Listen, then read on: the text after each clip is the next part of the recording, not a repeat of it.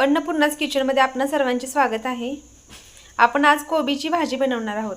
त्यासाठी इथे मी कोबी कापून घेतलेला आहे, स्वच्छ धुवून घेतलेला आहे। आता इथे गॅसवरती मी कढई ठेवलेली आहे। आता कढईमध्ये आपण पहिल्यांदा तेल घालून घेऊया।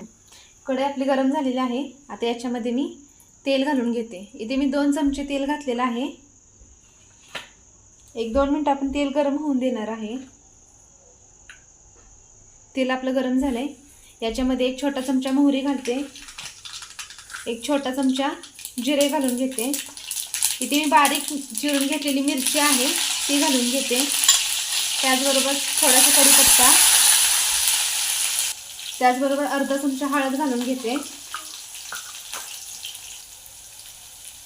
इथे मी चण्याची डाळ शिजवून घेतलेली होती, आता ती घालून घेते।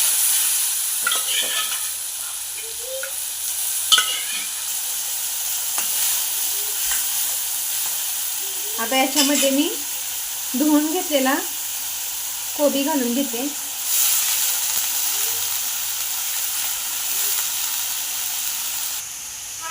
याच्यामध्ये चवीनुसार मीठ घालायचे।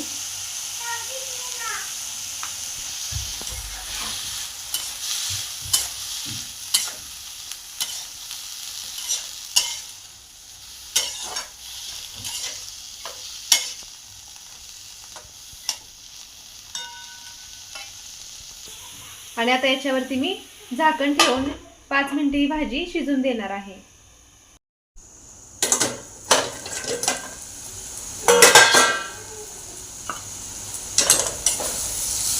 कोबीची भाजी आपली तयार झालेली आहे।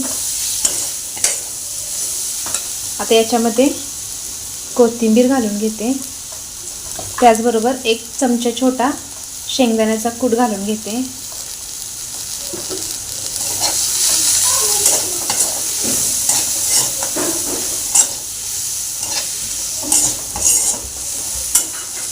आणि आता गॅस बंद करून घेऊया। खूप मस्त अशी आपली कोबीची भाजी तयार झालेली आहे। तुम्हाला ही माझी रेसिपी कशी वाटली मला कमेंटमध्ये नक्की सांगा।